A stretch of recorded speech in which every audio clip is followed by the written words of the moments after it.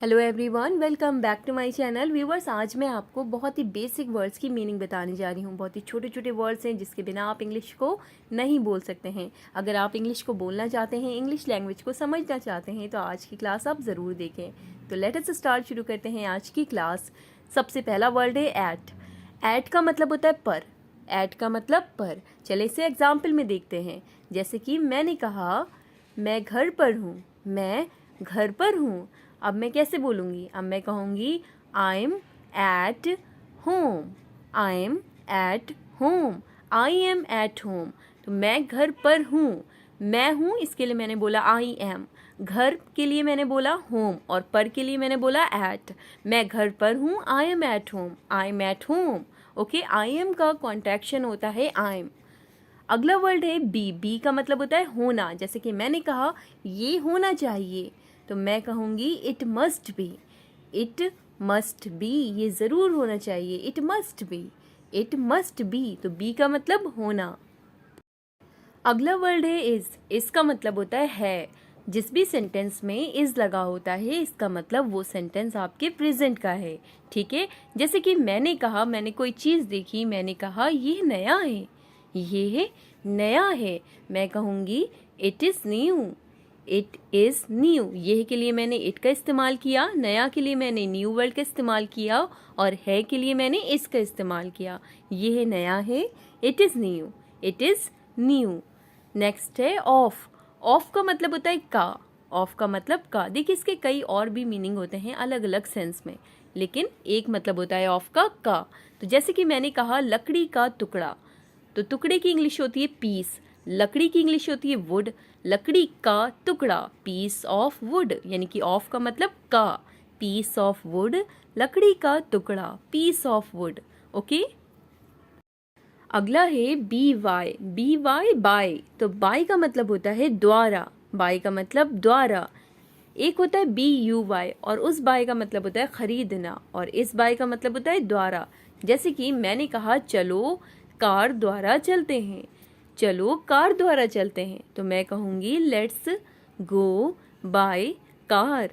Let's go by car, यानी कि चलो कार से चलते हैं। यानी कि किसके द्वारा आप जा रहे हैं? आप कार के द्वारा जा रहे हैं, तो द्वारा के लिए आप बोलेंगे बाय। लेट्स गो बाय बस। ओके, नेक्स्ट है इन।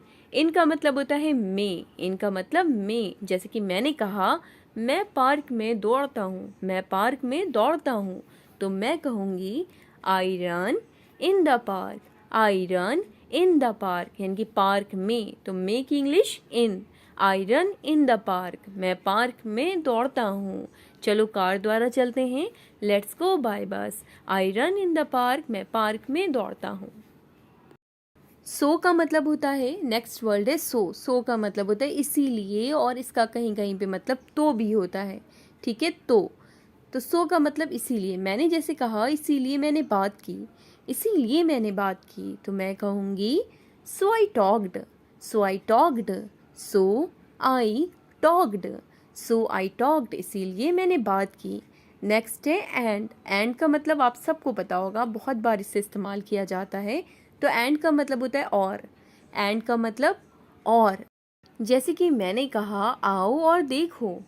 आओ और देखो। आओ और देखो, तो और के लिए मैं बोलूँगी एंड। आओ के लिए मैंने कहा कम एंड, यानी कि और। देखो के लिए सी। Come and C. Come and सी। आओ और देखो, कम एंड सी।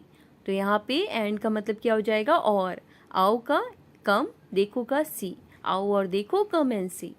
ठीक है, नेक्स्ट वर्ड है फॉर।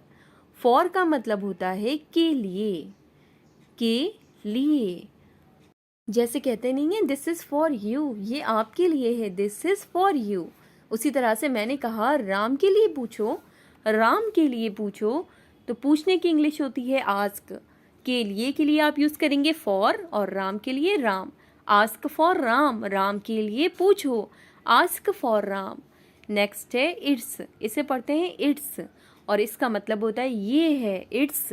जैसे कि मैंने कहा यह मेरा सौभाग्य है, ये मेरा सौभाग्य है। It's my pleasure. It's my pleasure. Okay, तो इट्स का मतलब होता है ये है। इट्स का मतलब ये है। फॉर का मतलब के लिए। फॉर का मतलब के लिए और इट्स का मतलब ये है।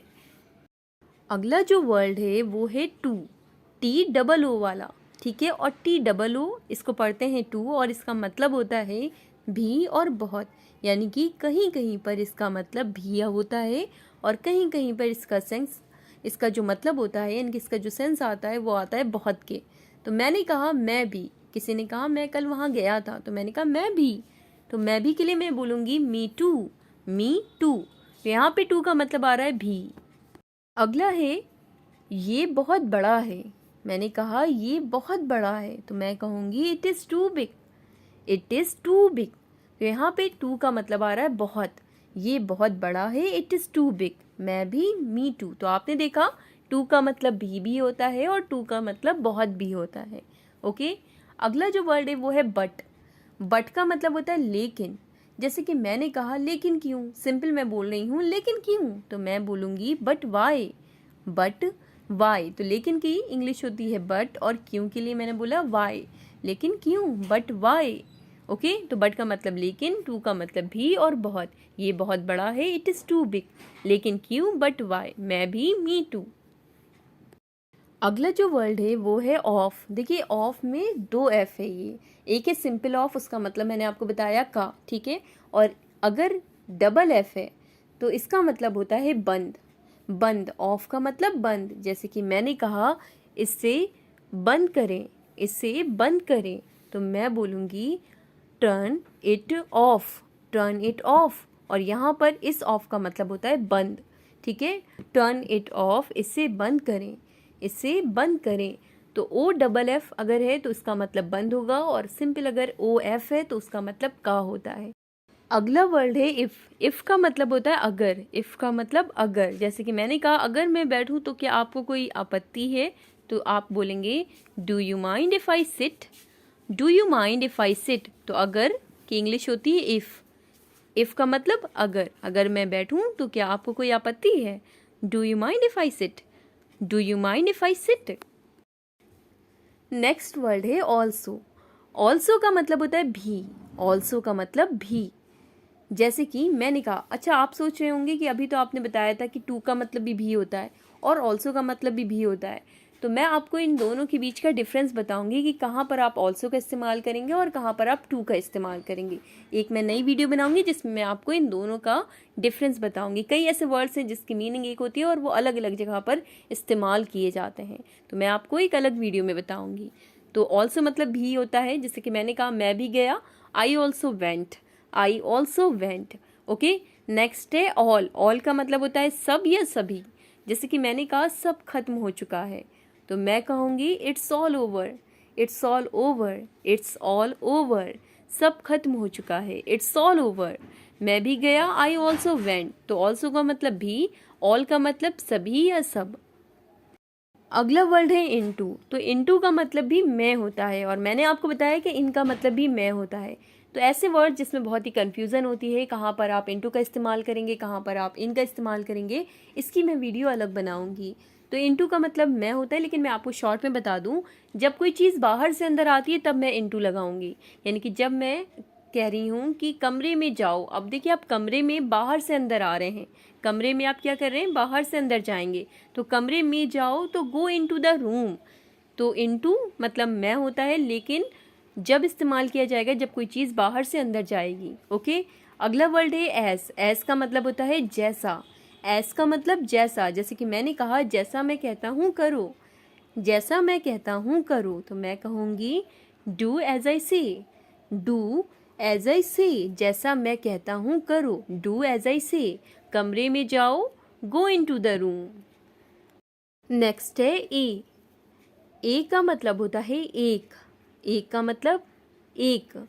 जैसे कि मैंने कहा यह एक किताब है, ठीक है, यह एक किताब है। सिंपल, बहुत ही इजी मैंने लिया है सेंटेंस, यह एक किताब है, ताकि आपको समझ में आए। तो मैं कहूँगी दिस इज़ अ बुक।